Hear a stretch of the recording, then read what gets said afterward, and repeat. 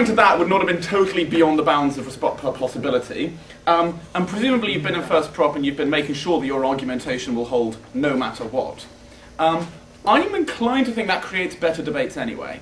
Because if we talk about a specific place, we can actually say things that are true, as opposed to making sort of rather vague statements about hypothetical dictators.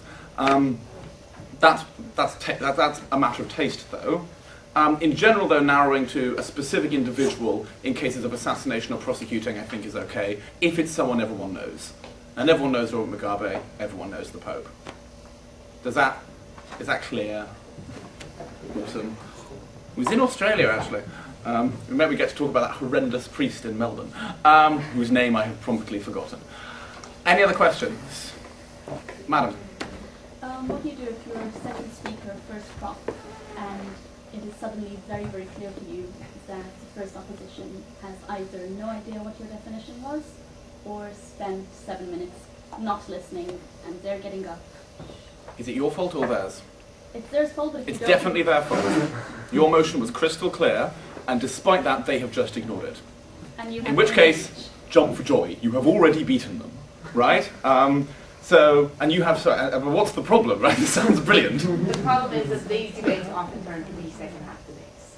and that you need to engage with something, do you then spend the time reconstructing your debate to get the debate going again, Well, or so just ignore them? it would depend how much stuff I'd already prepped and how confident I was that the judge had got my definition down. Because I could quite easily stand up and go, well, this is a bit annoying, isn't it, Mr. Speaker? Because Julia stood up and very clearly told you that we wanted to do this, and I get the impression that, blah, blah, blah. And then you could go through their arguments in a little bit of detail explaining why they're not relevant. If you've got material you've prepped, you can be like, and while we're here, I'm going to bring you some more reasons.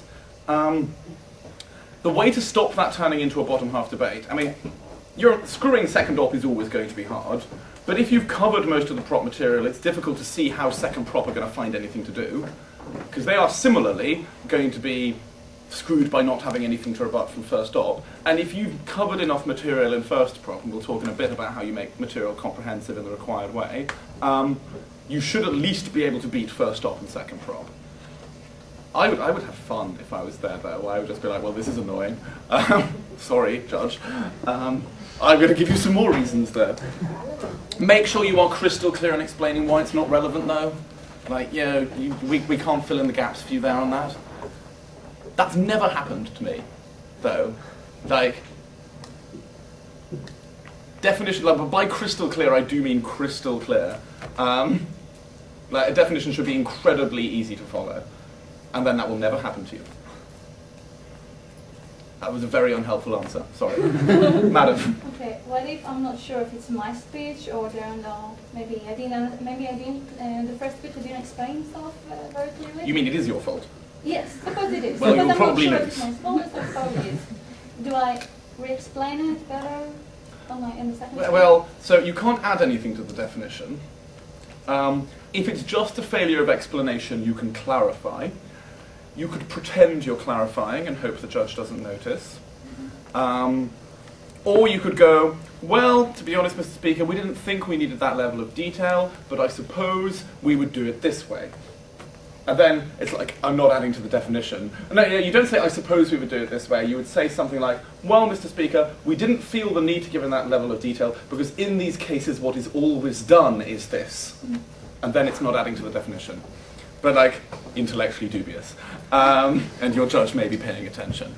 At that stage, though, if your judge is paying attention, you are just in trouble, if it is in fact your fault. And if you're not sure whether or not it's your fault, go for it and hope it's not your fault. Like, beat your partner up. I'm not sure what to do when that happens. Make sure you debate with someone that doesn't do that. Yes, it's always their fault. Alright, anything else before we move on? Yeah, cool. Yeah. If I don't want to get bogged down with like too long of a definition and the subject is a bit more theoretical, like saying pornography, and I have to define pornography. Should I take like a more broad definition, or still try to do like you said with an example? Oh, so there are some cases where So fuzzy boundaries of a Yeah, topic, yeah. right? Okay, so any number of motions. Porn is a really good example. Offensiveness in art or in like hate speech. These are all examples where the boundaries of the concept are vague, right? And explaining that is quite difficult. And sometimes people get around this by being like incredibly expansive. So any naked flesh will now be banned or something, right? I'm inclined to think that if you think you have arguments that back that up, by all means do that. You can get around it in a couple of other ways. First, you can say, we accept that there are going to be ambiguous cases. That is a fact of life. We don't think that's really what this debate is about. But maybe in ambiguous cases, we just won't give them the benefit of the doubt. So I don't need my definition to be crystal clear because some concepts are vague, right? Like some films may or may not be pornographic. I'm trying to think of it. Eyes Wide Shut, right? The Kubrick film. Yeah. Yeah? May or may not be pornographic, right? And you can go, well, look, Mr. Speaker, we're happy to realize that there are ambiguous cases, and where there are ambiguous cases, if you can show that it's, probably all right in a bit, like there'll be some sort of authority presumably deciding whether or not it's porn, they might give it the benefit of the doubt. That's not what this debate is about. This debate is about spunk-loving sluts 6, about which there is no ambiguity. So you can try and marginalize whether or not like these vague cases count too much, and I think that's usually more effective than just going like a very expansive definition of whatever it is. Does that make sense? Yeah, sure. Not a code word, we make a note of that. Yes, sir. How much into Prime Minister's speech should he alter the definition if he realizes during his speech that he forgot something or wasn't clear about something? Why have you done that?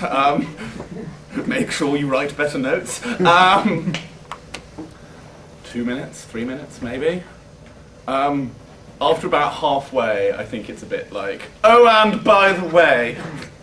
After about halfway, like, I wouldn't. But also, it depends on how crucial a bit of your definition that is, right? Like, are you willing to take the hit of being marked down a bit for cheating in order to get that bit of the definition in? I mean, nowhere in the rules, technically, does it say the definition has to be at the beginning.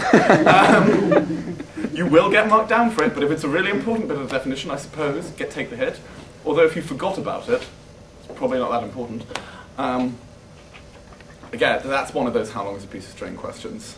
Like a judgment call based on the debate, what it is you've forgotten, why have you forgotten it, that sort of stuff. Gentleman over there? Yeah. It's more or less an example. Like last year's EUDC, the topic for the finals was this House believes that moral teaching should be inculcated using educational institutions. So when you're talking about moral teaching or morality for that matter, you can split it up into a couple of sectors. Like you can talk about religious morality or societal morality. The difference basically being that wearing a burqa is a religious morality issue, while not wearing short clothes is an issue of societal morality that society does not approve of. So is it required to make it that expansive and detailed in the definition? You're not required to be that expansive or that detailed. Firstly, I would observe that that distinction may not be a distinction which is sort of familiar or intuitively obvious to your judges.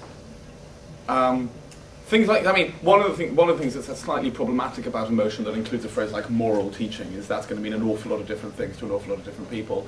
My view is that they would be perfectly acceptable in that debate to go, there are all sorts of moral education, we're going to be talking about sexual stuff beyond the health stuff, right? So actual sexual morality, things like faithfulness, things like the importance of relationships, possibly even marriage being great. I think that would be okay. We can narrow it down and say that we'll only be talking about religious morality for that matter. Well, Not talk about. So the difficulty with that would be that so how would you be running that? That sort of. Exactly, that's what I'm trying to say. I don't know how you would make that work. So any school is going to be allowed to promote whatever religious moral code they like. Exactly. How do you? That's probably not what the motion means, though, right? Like the judges want to debate about whether, like, normal state schools are going to be doing more than imparting skills. Are they also be going, this is what it means to be a good person, or possibly even a good citizen? Because like church schools or like Islamic schools or whatever are already promoting. Yeah, so it looks to me like if you do that, you're kind of running into a sort of side alley, maybe. But again, so the difficulty with that motion is it's not clear what it means. So So how exactly would you go about defining it? I would pick one. And I wouldn't pick religious schools because that's status quo in so many places.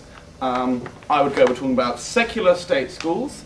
By moral teaching, we're either talking about things like, I don't know, respect for authority, possibly, sexual ethics, maybe, general citizenship stuff, anti-racism. We can see how that might be a moral teaching.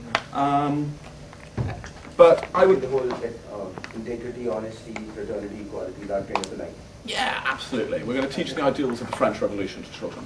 It's going to be brilliant. But like, I would probably do it in all the schools. I would just go for it, and I would pick some set of moral things we were going to teach children. And I would be very clear about why they're moral teachings rather than like practical ones. So everyone gets taught about sexual health already, or at least in Britain they do. Does everyone get access to condoms at a school in Israel? What? Some. High schools? Yeah, you're not allowed to, I'm fairly sure you're not allowed to not give out condoms at a school in Britain. Not allowed to not give it. That's if they ask for it, or not allowed to? So Catholic schools have to have like a school nurse who will give out condoms if asked. And the kids have to be told about like the fact that they can We access have a free guy in an alley. contraception. We have a guy in an alley. Oh no. Oh no. He's of condoms. What's your birth rate like? Alright, I'm going to move on. I'm going to move on at this point. That is an unclear motion, so the onus is on you as first prop to clear that up. I think one of the ways to do that would be, we're talking about all schools run by the state. These schools are secular, in the main, in most countries in the world. By moral teachings, just pick something off a laundry list and go for those. But then you can again tell them that, like, suppose you're sticking with honesty for that matter, integrity. Yeah? The opposition can... זה עובד באופן תיאורטי, אבל החדר חם נורא. Yeah, we're going to get a different, better air-conditioned room for the next workshop. Did she just turn us off? Yes. Screw that! She comes in again, I'll pretend I only speak Durka. Which is Just do true. your run thingy. Well, just go into Kenya Rwanda. It's so you Sorry. So, in this case, so you were talking, I wasn't. You lost me. What I was basically saying was, suppose you're talking about things like integrity or equality or all of these things. Yeah. Suppose you're talking about integrity, corruption. Suppose that is one of the issues in our laundry list. So the opposition can very easily and happily tell us that legally it is anyways wrong to be corrupt, for that matter. So how is what you're doing somehow going to be any different? Well, that would be a problem. So you should avoid that in your definition. You should take pains to distinguish it from the world as is. And if you reckon, and you're probably right, most schools do tell people not to break the law. Exactly. So we probably need to find some other bit of moral teaching. It's the same with racism, as you said, the anti-discrimination. Children are taught not to discriminate. It is legally wrong to discriminate, but they still do. So we could It's not legally wrong to be racist in Britain, and I'm not sure if a school would like... So for example, if I'm an employer, I can't be like, well, I'm only employing white people. That would be racial discrimination, but if I'm like, well, I'm only having white friends, no crime would be being committed. So that, if the state told me not to do that, if the state not told me not to be racist in my dealings with my friends, that would not be the state telling me to obey the law. That would be the state telling me to do something above following the law. So if you could show that it was the state encouraging children to do something over and above their legal obligations, that I think would pass the test of moral obligation. So basically we go with the line that the law needs to be followed in spirit rather than by the letter. Well, I would go away from the law. I would say these aren't legal obligations.